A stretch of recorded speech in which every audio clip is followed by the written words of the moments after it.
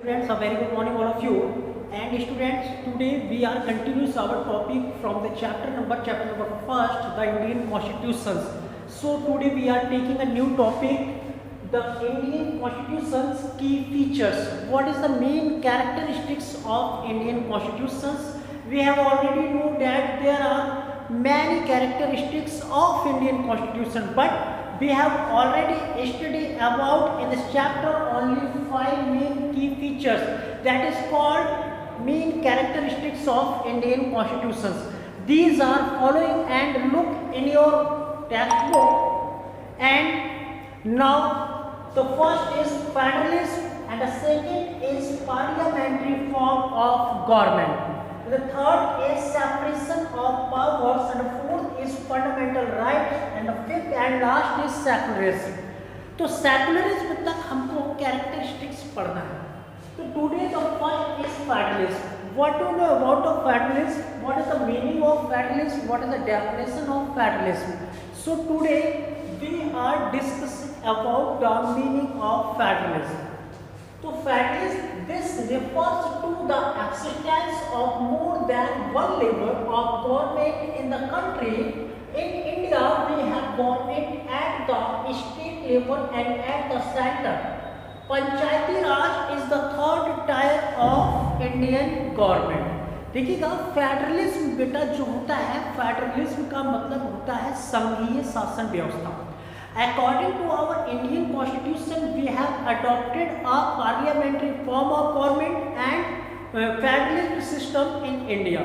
संघीय शासन का मतलब ये होता है बेटा कि जब संविधान के द्वारा, कॉन्स्टिट्यूशन के द्वारा जो पावर्स को डिवाइड कर दिया जाता है, एक स्टेट गवर्नमेंट में और दूसरा सेंट्रल गवर्नमेंट में. हम अपने देश में देखते हैं तो हमारे यहाँ हम लोग दो प्रकार की गवर्नमेंट देखते हैं कि एक जगह स्टेट में गवर्नमेंट है और दूसरी जगह पूरे देश की गवर्नमेंट है, जिसको हम सेंट्रल गवर्नमेंट कहते हैं. तो स्टेट गवर्नमेंट जैसे फॉर एग्जांपल कि हम लोग यूपी में रहते हैं, तो उत्तर प्रदेश की गवर्नमेंट है जिसमें चीफ मिनिस्टर कौन है? योगी आदित्यनाथ. तो ये स्टेट गवर्नमेंट है. इनके जो काम होंगे, जो वर्क होंगे, वो केवल स्टेट में ही मान्य होंगे. और जो सेंट्रल गवर्नमेंट है, जहाँ हमारे देश के प्राइम मिनिस्टर माननीय श्री नरेंद्र दास मोदी जी हैं, वो सेंट्रल गवर्नमेंट में. तो यहाँ पे फेडरलिज्म में 2 टायर्स ऑफ गवर्नमेंट पाया जाता है, यानी कि मोर देन वन लेवल, यानी एक से ज़्यादा जब टायर पाए जाते हैं गवर्नमेंट के. टायर का मतलब आप लोग ये मत समझ जाएंगे जैसे साइकिल का टायर है या मान लीजिएगा स्कूटर का टायर. नहीं, टायर का मतलब होता है स्तर. गवर्नमेंट के स्तर कितने हैं? तो हमारी एक स्टेट गवर्नमेंट होती है बेटा, और दूसरी क्या होती है? सेंट्रल गवर्नमेंट होती है. अब क्या होता है कि तीसरा इसमें लिखा हुआ है कि Panchayati Raj is the third tier of government.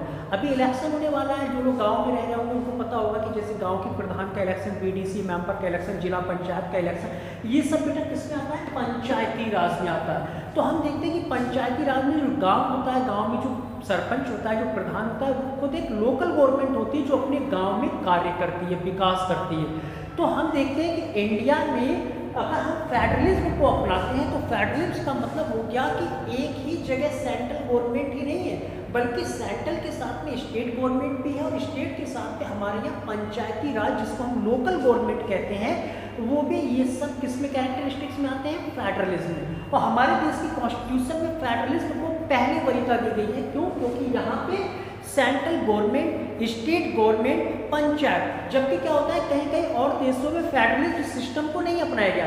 तो फेडरलिज्म जहाँ पे नहीं होगा तो इसका मतलब वहाँ पे एक ही गवर्नमेंट पावरफुल होगी. लेकिन हमारे यहाँ क्या होता है कि जो हमारे देश का कॉन्स्टिट्यूशन है वो स्टेट गवर्नमेंट के लिए भी पावर्स देता है, सेंट्रल लेवल पर सेंट्रल गवर्नमेंट को भी पावर देता है, और लोकल गवर्नमेंट स्तर पे जो हमारे ग्राम की पंचायतें होती हैं, जो स्मॉलेस्ट यूनिट है गवर्नमेंट की, ग्राम पंचायत, उसको भी पावर देता है. तो जहाँ पे कॉन्स्टिट्यूशन एक ही है लेकिन उसने पावर्स अलग अलग सबको दी हैं.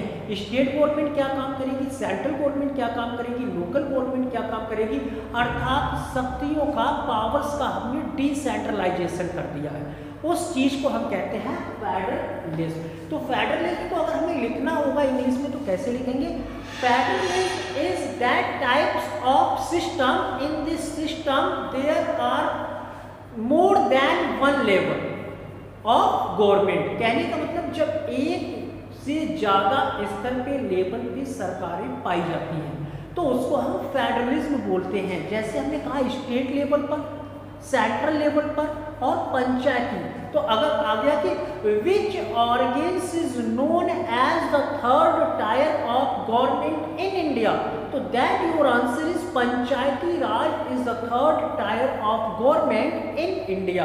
तो फेडरलिज्म में कितने स्टेज देखने को मिले? मोर देन वन लेवल, यानी एक लेवल से ज्यादा जहां पे हो। तो हमारे ये सेंट्रल गवर्नमेंट है, स्टेट गवर्नमेंट है और साथ में कौन है? पंचायती राज। तो समझ में आ गया। और इनको पावर्स किससे मिली है? कॉन्स्टिट्यूशन से। कॉन्स्टिट्यूशन बताता है कि स्टेट गवर्नमेंट को क्या वर्क करना है, सेंट्रल गवर्नमेंट को क्या करना है और लोकल गवर्नमेंट। That's clear. अब बात हम करते बेटा, देखिए ये 5 हो सकता है 5 टॉपिक इस वीडियो में कंप्लीट ना हो, जितने हो जाए वहां तक हो जाए। इसके बाद नेक्स्ट वीडियो में जैसे ही 5वां टॉपिक हमारा फिनिश होगा, हमारा चैप्टर फिनिश हो जाएगा।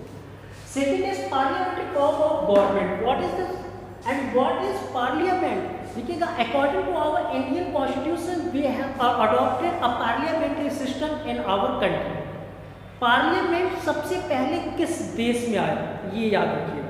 तो पार्लियामेंट सबसे पहले ब्रिटेन में आया। ब्रिटेन को हम इंग्लैंड भी कहते हैं, इसीलिए England is also known as the mother of parliament. याद रखिएगा, किस देश को पार्लियामेंट की मदर कहा जाता है? तो इंग्लैंड या ब्रिटेन या यूके, तीनों एक ही देश के नाम है। चाहे हम इंग्लैंड कह लें, ब्रिटेन कह लें या यूके कह लें। UK means United kingdom. Clear. अब यहाँ पे क्या होता है कि पार्लियामेंट्री फॉर्म क्या है कि हमारे यहाँ पार्लियामेंट है। तो बेटा पार्लियामेंट में अगर देखिएगा हाउस पूछता है कि how many houses in the parliament, तो there are only 2 houses. The first is Rajya Sabha and the second is Lok Sabha. ये हाउस है। कितने हाउसेस होते हैं हमारे देश में पार्लियामेंट के? 2, एक राज्यसभा, दूसरा लोकसभा। लेकिन अगर यही तो पूछने के में पार्ट्स कितने होते हैं, पार्लियामेंट बनती कैसे है, तो 3 चीजों से बनती है। 2 तो यही रहेंगे सेम, राज्यसभा एंड लोकसभा, और तीसरा आता है बेटा प्रेसिडेंट। प्रेसिडेंट प्रेसिडेंट को कहती है राष्ट्रपति। इसमें कौन है प्रेसिडेंट? सभी बच्चे प्रेसिडेंट, अपने देश के प्रेसिडेंट का नाम कमेंट बॉक्स में लिखेंगे, ये आपका होमवर्क है। सभी बच्चे बताएंगे who is the president of India. इस समय कौन है हमारे देश का प्रेसिडेंट? ये सभी बच्चे कमेंट करके बताएंगे। और एक चीज और याद रखिएगा, ये जो भी हमारी वीडियो आपको यूट्यूब पे है, सभी बच्चों इस वीडियो के लिए आप लोग इतने लोग देखते हो, कम से कम इतने लोगों में सब लोग कम से कम लाइक का बटन तो दबाए करिए। और साथ ही साथ में जिन बच्चों ने सब्सक्राइब नहीं किया वो सब्सक्राइब कर दीजिए। क्यों? क्योंकि कल को ऐसा होगा अगर आपसे ये वीडियो मिस हो गई और आपने सब्सक्राइब किया होगा चैनल, तो आपके पास जैसे ही मैं यहाँ से वीडियो बनाऊंगा सबसे पहले नोटिफिकेशन आपको मिलेगा और आप हमेशा के लिए इस वीडियो को देखते रहेंगे, जिससे आपको एग्जाम में भी हेल्प मिलेगी। तो सभी बच्चे इस वीडियो को, इस चैनल को सब्सक्राइब भी कर दें और लाइक भी कर दें। ठीक है, तो ये आप कमेंट में बताएंगे कि who is the president of India. तो यहाँ पे पार्लियामेंट्री फॉर्म में हमने क्या देखा कि अगर हाउस पूछा जाएगा तो कह दिया how many houses of parliament in India, तो there are only 2 houses of parliament, Rajya Sabha and Lok Sabha. And how many parts और एलिमेंट्स ऑफ पार्लियामेंट, पार्लियामेंट बनती कैसे है? तो यहाँ पे हम कहेंगे देयर आर ओनली 3 एलिमेंट्स और parts of parliament, Rajya Sabha, Lok Sabha and Rajya Sabha. Rajya Sabha Lok Sabha houses में भी आएगा और जब पार्ट्स में आएगा तो तीसरा अलग से जुड़ जाएगा प्रेसिडेंट। क्योंकि अगर कोई भी बेटा लॉ बनता है इंडिया में तो वो पार्लियामेंट बनाती है। याद रखिएगा, अगर कोई भी इंडिया में लॉ बनेगा तो कौन बनाती है? हमारे देश की पार्लियामेंट। तो पहले वो राज्यसभा में पारित होगा, फिर वो लोकसभा में पारित होगा। क्या वो लॉ बन जाएगा? नहीं, लॉ तब बनेगा जब दोनों ही हाउस से जब वो पास हो जाएगा और प्रेसिडेंट उस पर अपने सिग्नेचर कर देगा। जिस दिन प्रेसिडेंट उस पर सिग्नेचर करेगा वो इस देश में क्या बन जाएगा? लॉ बन जाएगा। तो हमने ये देखा कि पार्लियामेंट्री फॉर्म में हमें एक चीज और देखनी है इसमें कि बेटा इसमें हमारे रिप्रेजेंटेटिव होते हैं। अब ये रिप्रेजेंटेटिव कौन होते हैं? जैसे हमारे यहाँ एमपी है, जैसे बरेली के एमपी कौन है? मिस्टर संतोष गंगवार, और वो क्या है? मिनिस्टर भी है। तो क्या है? वो एमपी है, वो हमारे बरेली के रिप्रेजेंटेटिव है। वो दिल्ली के लोकसभा में बरेली से क्या करेंगे, वो रिप्रेजेंटेटिव करेंगे।